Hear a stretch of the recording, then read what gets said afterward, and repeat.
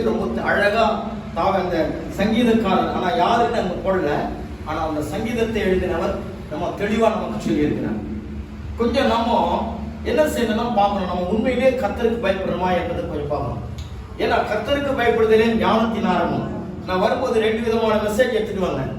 டக்குன்னு அவர் எனக்கு இந்த இது பண்ணும்போது இதுதான் என் மனசுல சொல்லணும்னு சொல்லி ஒரு ஏவுதல் எனக்கு வந்துச்சு. அதுக்காக நான் கர்த்தரை ஸ்தோத்திரிக்கிறேன். பாருங்க, ஏன் கேட்டீங்கன்னா கர்த்தருக்கு பயப்படுற பயம் முதலாவது கிறிஸ்தவர்களுக்கு இருக்குதா? நிறைய இடத்துல பாத்தீங்கன்னா பிசாசு தான் சபைகளை நடத்துறத ஏன் ஆவியில நான் உணர்றேன். பயம் இருக்குமானால் அந்த சபை என்ன நடுங்கும். அந்த சபையில ஒரு ஊழியக்காரர் வராருன்னா அந்த ஊழியக்காரர் வந்து பிரசங்கம் பண்ணும்பொழுதே அந்த வசனம் அவங்களுடைய இருதயத்தை என்ன செய்யும், தொடும், அவங்கள மாற்றும், அவங்கள வேற விதமாய் மாற்றும். இதுதான் உண்மை. ஆனா ஏன் கர்த்தருக்கு பயப்படணும்? வாசிப்போம். 1 பேதுரு 1ஆம் அதிகாரம் 17ஆவது வசனத்தை நம்ம எடுத்து ஒரு வாசிப்போம்.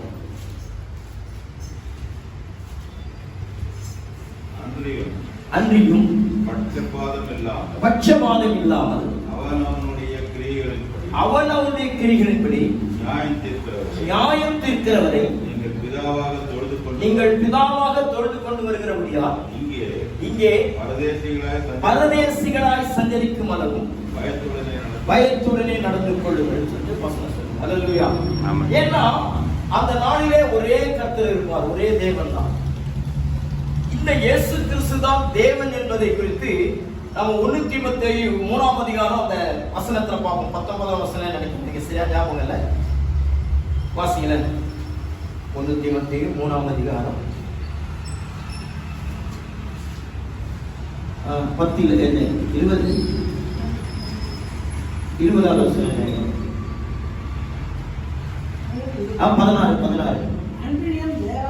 அன்றியும் தேவ பக்திக்குரிய ரகசியமானது யாவரும் ஒப்புக்கொள்ளுகிறபடியே மகா மேன்மை உள்ளது.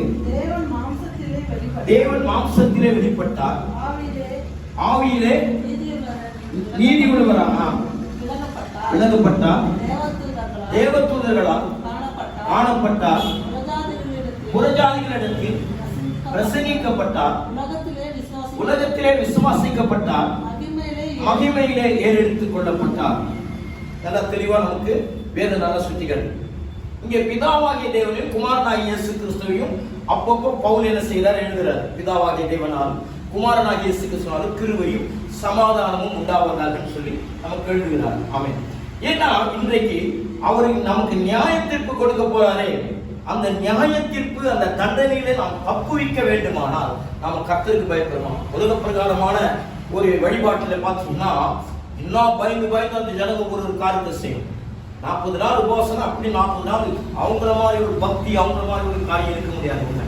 ஆனா சர்வசாதாரண ஒன்றுமில்லாத உலக பிரகாரமான காரியங்களுக்கு அவங்க பயம் எப்படி இருக்குது? ஆனா கர்த்தருடைய பிள்ளைகளாகிய நம்முடைய பயம் எப்படி இருக்குது?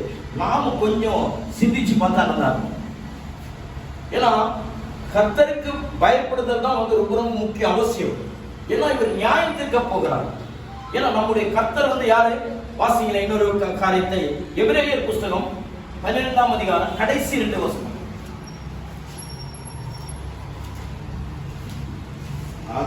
ஆதலால் அசைவில்லாத ராஜ்யத்தை பெறுகிறவர்களாகிய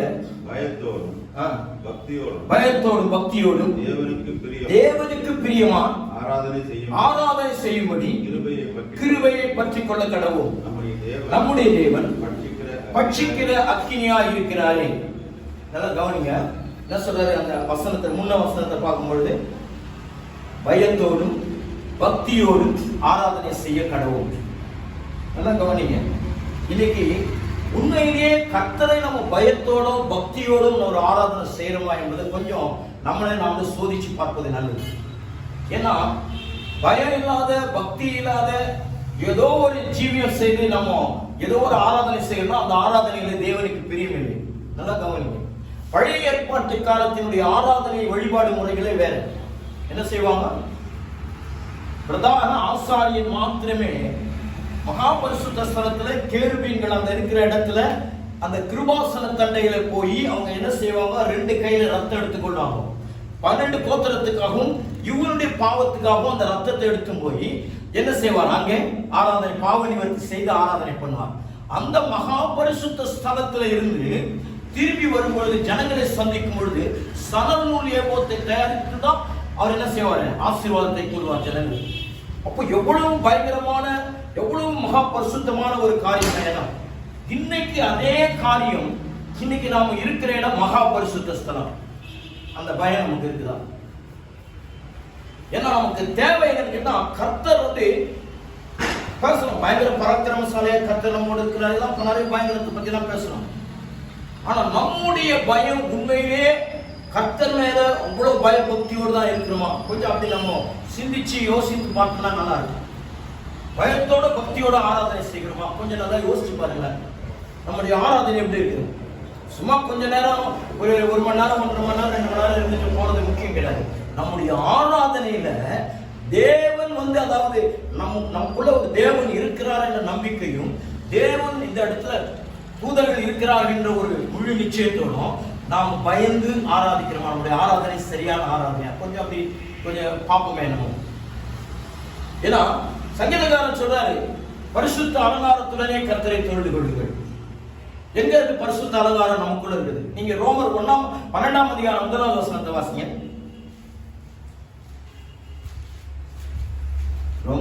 ரோமர் 12.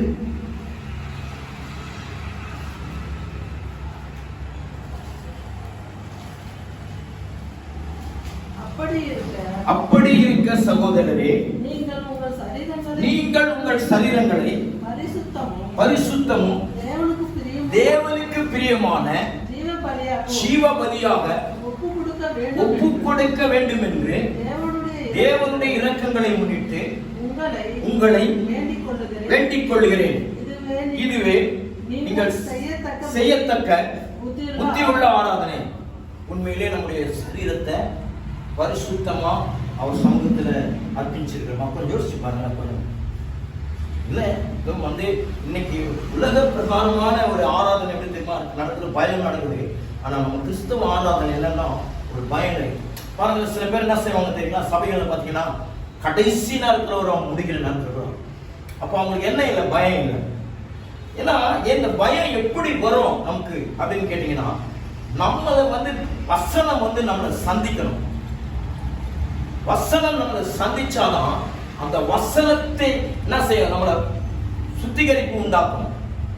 சத்தியத்தினாலே அவர்களை பரிசுத்தமாக்கும் வசனமே சத்தியம். 17:17 யோவான் சொல்லுது. அதனாலதான் நம்முடைய நான் ஆரம்பத்திலிருந்து நான் சில காரியங்களை யோசித்து எனக்கே அது முடிவு, சில காரியங்கள் தெரியாததான் போச்சு. ஆனா வசனத்தை படிக்க அது இருக்கிற ரகசியங்களை பார்க்கும்போது, முதல்ல என்னை நானே கரெக்ட் பண்ணிருக்கிறேன்னா, நான் கரெக்டா இருக்கேனா? எனக்கு கரெக்டா எனக்குள்ள இது இருக்குதா? இன்னைக்கு சபைகள் கொண்டு வருகிற ஒரு காரியம் பார்த்தீங்கன்னா, நீங்க பாருங்க, எங்கோ பார்த்தாலும் பெரிய பெரிய படைமூச்சு கூட்டங்கள்ல கூட அக்கினி அக்கினி அக்கினி பரிசுத்தாவை பெற்றுக்கொண்டு அந்நிய பாஷை பேசுங்க இந்ததான் சொல்லிட்டு இருக்கிறாங்க. தவிர அபிஷேகம் என்றால் என்ன? எதுக்கு ஆவியானவர் அபிஷேகத்தை கொடுக்கிறார்? ஏன் பரிசுத்தாவி வேண்டும் என்ற காரியங்களை குறித்து அவங்க தெரியாததான் பேசுறாங்களா என்ன தெரியாது. நீங்க பாத்தீங்கன்னா அந்நிய பாஷை பேசலாம் சொல்லிட்டு இருக்குது வசனம். தனி ஜபத்துல நிறைய பேசலாம் அந்நிய பாஷை சொல்லிட்டு போவது எழுதுகிறார். அப்போஸ்தலர் 1 கொரிந்தியர் புத்தகத்துல எழுதுறார். ஆனால் இந்த அபிஷேகம் என்பது என்னன்னு கேட்டீங்கன்னா, நம்முடைய நுகத்தை முறிக்கும், கட்டுக்களை உடைக்கும். இரண்டாவது வந்து பரிசுத்தாவியானுடைய அபிஷேகம் நமக்குள்ள இருக்கும் பொழுது நம்முடைய ஜீவியத்தை டோட்டலா மாறும். எப்படின்னு கேட்டீங்கன்னா, உண்மையில சரியான பரிசுத்தாவியுடைய அபிஷேகம் இருக்கிறது என்று ஒரு மனுஷனுக்குன்னா, அவன் ஜீவியம், அவனுடைய ஒவ்வொரு காரியமும் பார்க்கும் பொழுது அது எப்படி இருக்குன்னா வித்தியாசமா இருக்கும். சில பேர் பேசவே மாட்டாங்க. நல்ல அபிஷேகத்தில் இருக்கிறவங்க பேச மாட்டாங்க. அபிஷேகம் இருக்கிறவங்க அவங்க பாட்டு ஆண்டவரோட கூட நடக்கிற ஒரு அனுபவம் இருக்கு. நல்லா இருக்கு. ஆனா அந்த பரிசுத்தாவியை குறித்து என்ன சொல்றாருன்னு கேட்டீங்கன்னா, வாசிங்க 1 பேதுரு 1ஆம் அதிகாரம் 2வது வசனத்தை வாசிங்கள.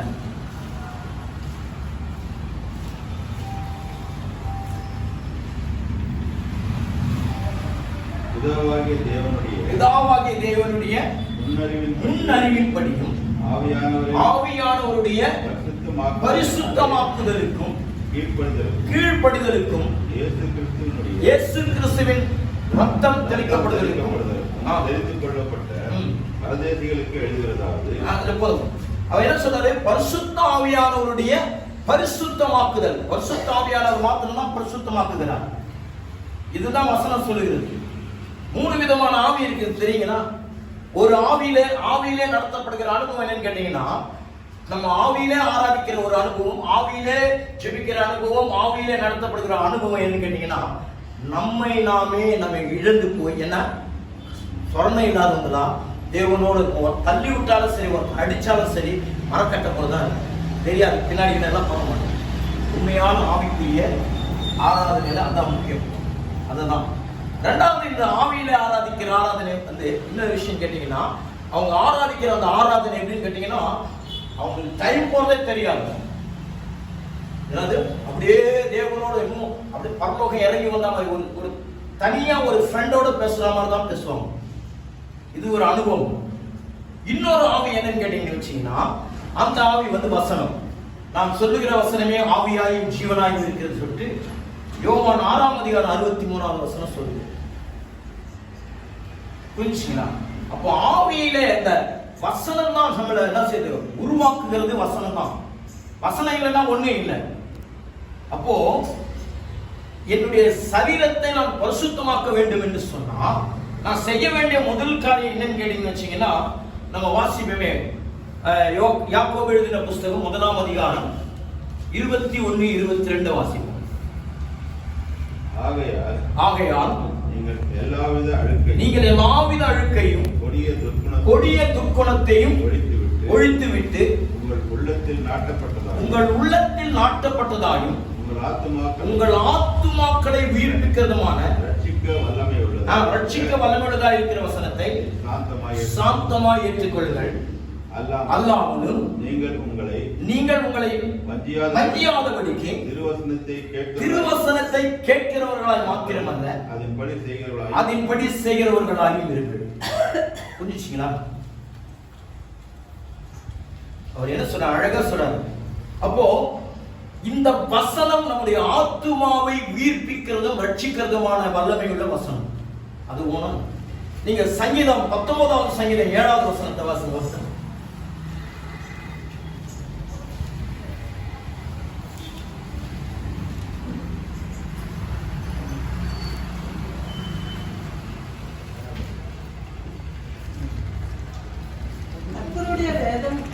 கர்த்தருடைய வேதம் குறைவற்றதும் ஆத்துமாவை உயிர்ப்பிக்கிறதுமாய் இருக்கிறது.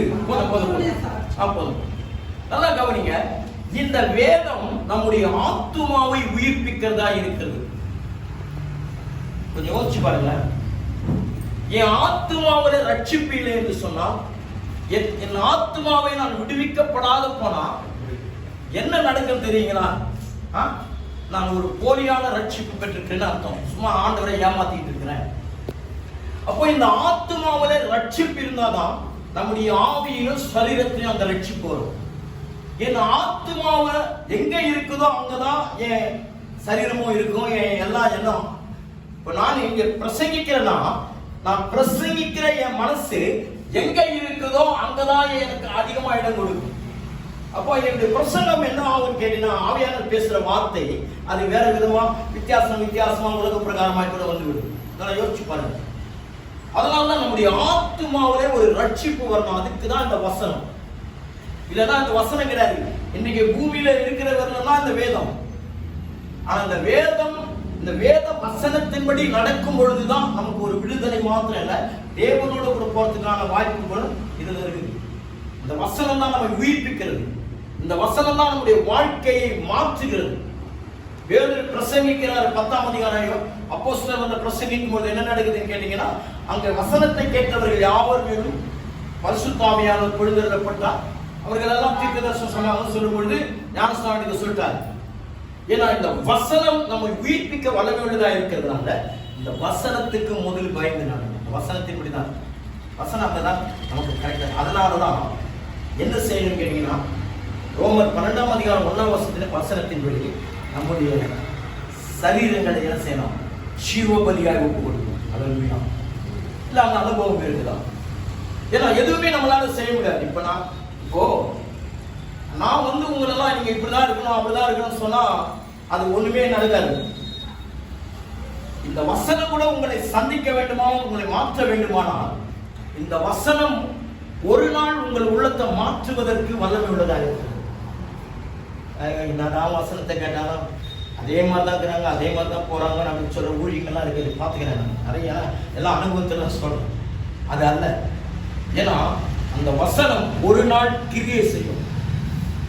அந்த வசனம் ஒரு நாள் நம்முடைய வாழ்க்கையை மாற்றும். அதனாலதான் அவர் சொல்றாரு, நம்முடைய ஜீவ பலியா நம்ம முதல்ல ஒப்பு கொடுக்கிறதுக்கு நம்ம ஆயத்தமா இருக்கிறோமா, அதுதான் முக்கியம். அதனாலதான் அவர் சொல்றாரு. இன்னொரு விஷயம் வாசிங்க, ஓசியாவின் புஸ்தகம் 14ஆம் அதிகாரம் 2வது வசனத்தை வாசிங்க.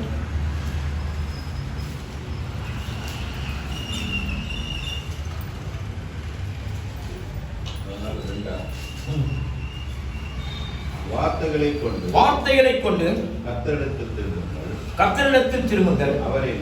அவரை நோக்கி தேவரீர் எல்லா அக்கிரமத்தையும் நீக்கி எங்களை தங்கள் தயவாய் அங்கீகரித்தருளும். அப்பொழுது நாங்கள் எங்கள் உதடுகளின் காலைகளை வசனத்தை கொண்டு நம்ம திரும்பி இருக்கிறோமா? ஒரு வசனம் சொல்லுது, நம்மை நாமே ஆராய்ந்து நிதானித்து பார்த்து இந்த பந்தியில பங்கு பெறணும்னு 11 சொல்லுது. ஆனால் அந்த ஆராய்கிற அனுபவம் இன்னைக்கு நான் உட்கார்ந்து இருக்கிற தேவ சமூகத்தில் இருக்கிறேன். நான் காலையில எழுந்த உடனே என்ன நான் தேவ சமூகத்தில் கொண்டு வந்து என்னை நான் ஆராய்ந்து பார்த்து எனக்குள்ள என்னென்ன காரியம்லாம் தேவையில்லாத காரியம் முதல்ல அதை எடுத்துக்கொண்டு அதுக்கு நான் கீழ்ப்படிந்து அந்த வசனத்துக்கு நான் நடக்கிறேன்னா, இதுதான் நம்ம பார்க்க வேண்டிய காரியம்.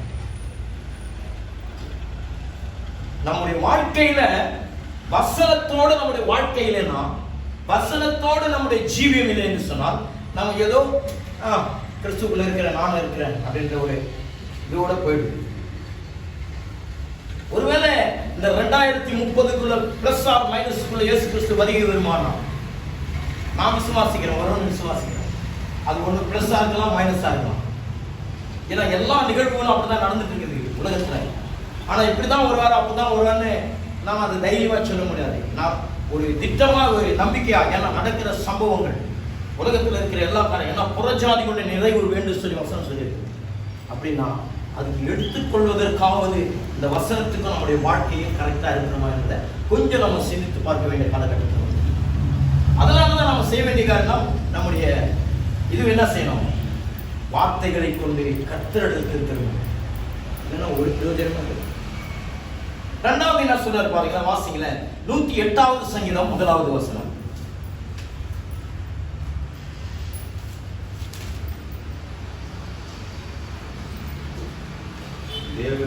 தேவனே என் இருதயம் ஆயத்தமாயிருக்கிறது.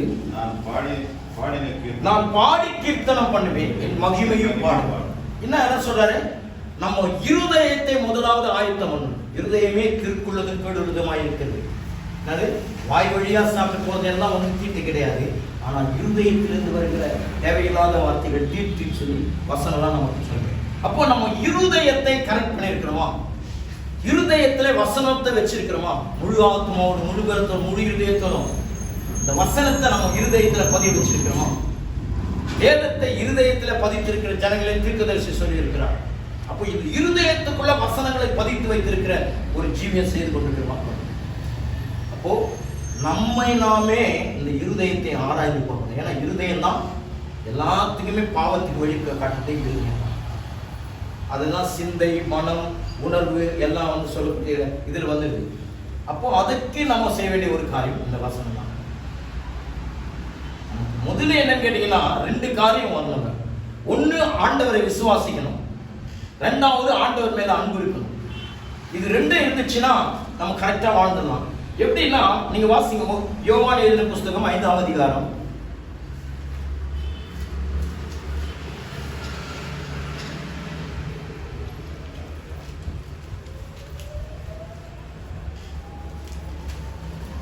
38வது வசனம்.